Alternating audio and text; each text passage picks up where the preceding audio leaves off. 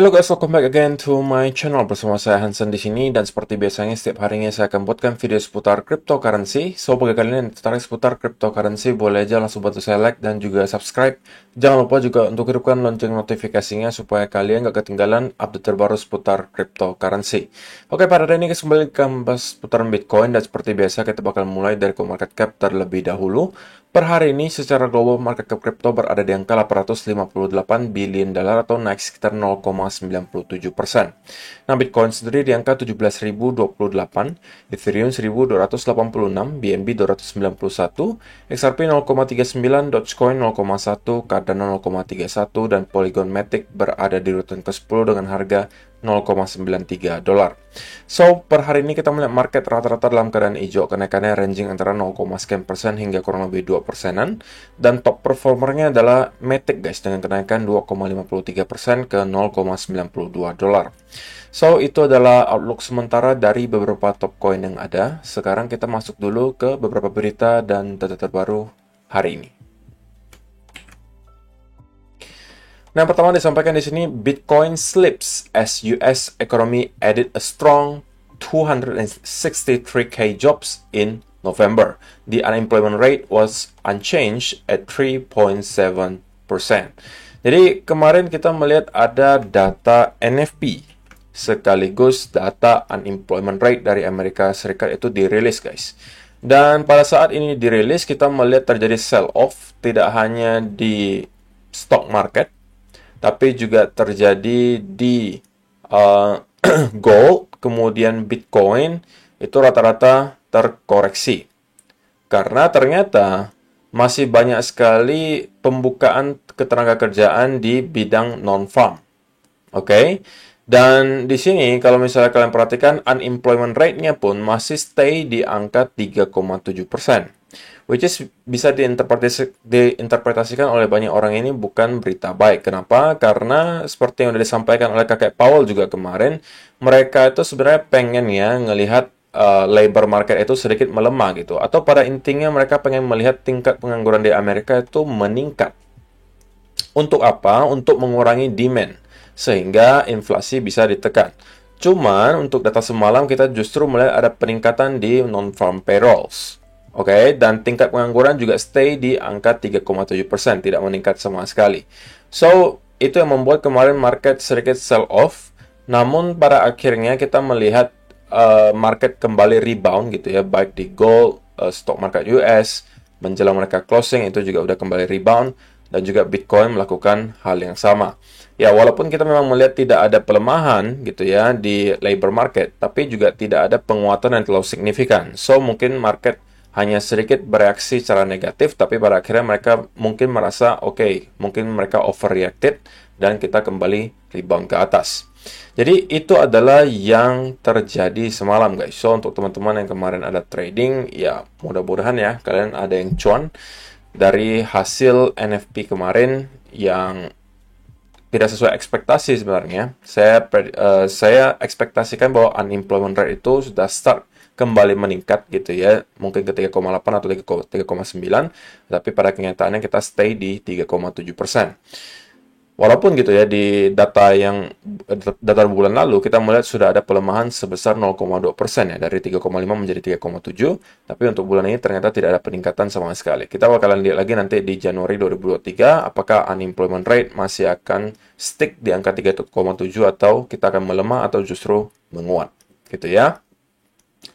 Dan ini tentunya akan menjadi sebuah pertimbangan lagi gitu ya bagi The Fed gitu untuk menentukan kebijakan moneter berikutnya, karena pada kenyataannya kita nggak melihat ada peningkatan yang terlalu signifikan di unemployment rate sampai saat ini, walaupun ada mungkin kenaikan 0,2% di bulan lalu, tapi itu baru data 1 bulan gitu. Tapi sisanya kita masih melihat justru kemarin sempat menguat, kemudian di bulan lalu melemah, dan kali ini stay di angka yang sama.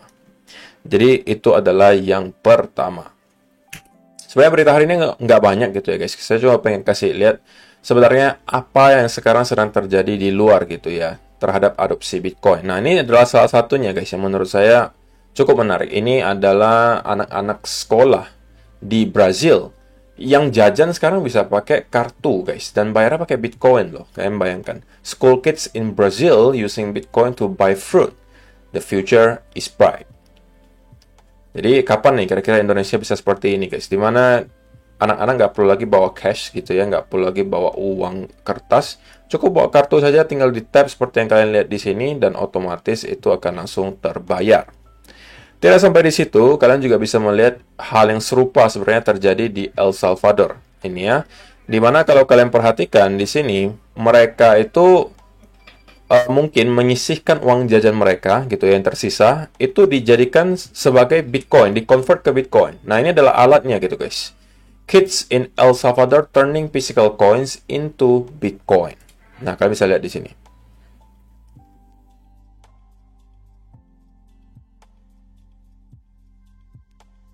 Ya, jadi ini adalah alat-alatnya yang mereka sediakan gitu guys ya. Jadi ada satu alat di mana di situ akan mengautomatisasi ketika seseorang itu masukkan koin gitu ya, atau uang secara fisik, nanti dari sana bisa di-convert ke dalam bentuk Bitcoin. Jadi anak-anak nanti di sana itu nabungnya sudah dalam bentuk Bitcoin gitu guys. Dan ini adalah tentunya perkembangan adopsi yang sangat baik gitu. Kita pengen mungkin melihat lebih banyak orang melakukan hal yang sama. Oke. Sekali lagi guys, step by step. Mungkin kalian bisa argue, ini kan baru satu tempat kok, ini kan baru satu sekolah kok. Ya, semuanya juga dimulai dari satu gitu guys. Tapi kalau misalnya nanti berjalan dengan baik, dan diterapkan di beberapa tempat, dan kemudian juga berjalan dengan baik, nah ini mungkin bisa diterapkan ke semua sekolah di El Salvador. Gitu ya. Dan itu bisa jadi menjadi contoh juga bagi negara lain apabila memang ternyata nanti hasilnya juga positif. Jadi, ini adalah yang terjadi di belakang layar, guys. Walaupun kita melihat harga Bitcoin tidak bergerak sama sekali, mungkin kalian kategorikan dalam beberapa bulan terakhir, tapi adopsi di belakang layar itu terus-menerus terjadi. Gitu ya. Jadi, itu adalah beberapa data dan berita hari ini yang pengen saya sampaikan untuk kalian, guys. Sekarang kita masuk ke chartnya Bitcoin, dan saya pengen langsung mulai dari 1 hour chart saja, guys.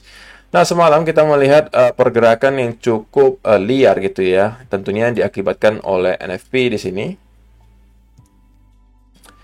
Kita sempat drop gitu ya, tapi pada akhirnya kita kemudian langsung start lagi recover. Jadi otomatis di sini pun saya sudah terkena SL guys, karena saya sempat short di sini.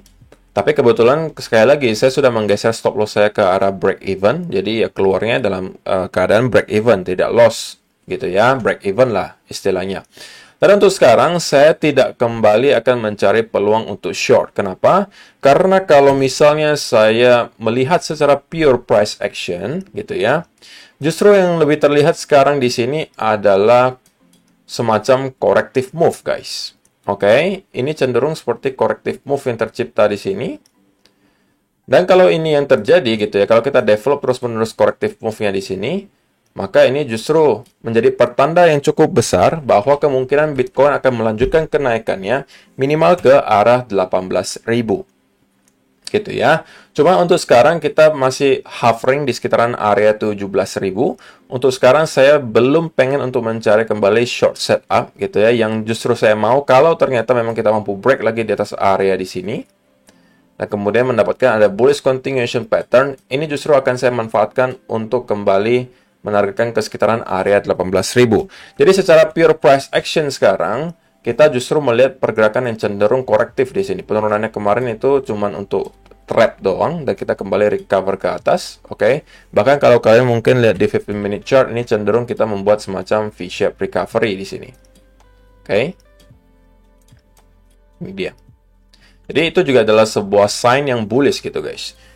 Tapi perlu kalian ingat bahwa kita sekarang berada di weekend, Sabtu Minggu biasanya volume tidak akan terlalu besar. So, untuk teman-teman yang juga nekat untuk trade, saya rasa pastikan pakai risk management yang baik gitu ya. Nah, kalaupun kalian memang nekat banget mau trade gitu ya, mungkin kalian bisa manfaatkan beberapa trend line di sini. Ini sebenarnya udah kita break ya. Di sini udah kita break, atau kalian misalnya nariknya seperti ini. Ini juga sepertinya masih kita hold gitu ya, tidak sempat kita breakout, adapun itu tadi fake out saja. Dan ini cenderung bentuknya seperti bullish consolidation guys. Jadi jatuhnya seperti konsolidasi sebelum kita kembali akan breakout ke atas ke mungkin sekitaran area 18.000. Itu yang saya lihat untuk sekarang guys. Tentunya titik invalidasinya adalah kalau misalnya kita sampai mampu breakdown dari area di sini. Oke, berarti kita break dari structure bullishnya gitu ya, dimana kita sudah constantly membuat higher high, higher high, higher low, higher high, dan kita berpotensi membuat higher low lagi kan di sini. Oke, dan sekarang kita mencoba lagi untuk menuju ke area high terakhir di sini. Tapi kalau ternyata kita mampu breakdown jebol dari area higher low terakhir di sini, oke, maka secara struktur kita sudah break dari struktur bullishnya dan ini bisa jadi dimanfaatkan lagi untuk mencari peluang untuk short. Tapi sebelum hal ini terjadi, saya lebih prefer mungkin akan mencari peluang untuk long. Simple itu ya guys. Jadi untuk teman-teman yang memang pengen trade untuk hari ini, sekali lagi volume pasti akan kecil Sabtu Minggu.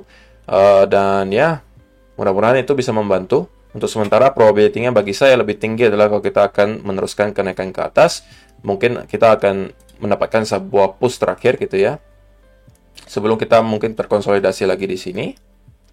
Dan menjadikan ini sebagai area support. Dan kita langsung menuju ke sekitaran area 18.000. Itu adalah menurut saya senario yang sekarang probability-nya paling tinggi untuk terjadi.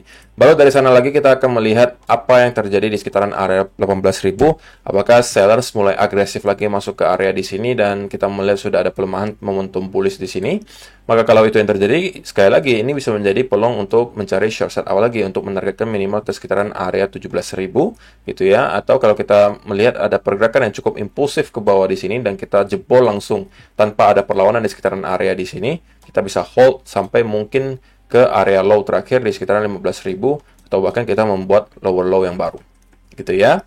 Karena ingat guys, selama kita tidak reclaim di atas 18.500, oke, selama kita tidak reclaim di atas 18.500 di daily chart, semua yang terjadi di sini itu hanya dalam bentuk retest guys.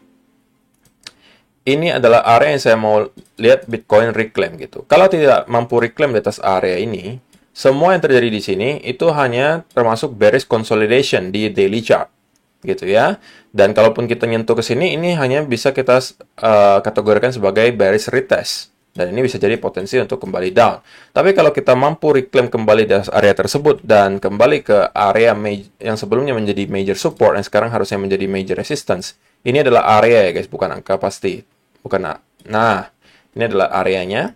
Oke, kalau kita mampu reclaim di atas area ini dan kemudian consolidate, maka dari sana saya mungkin baru akan flip secara midterm ke arah bullish.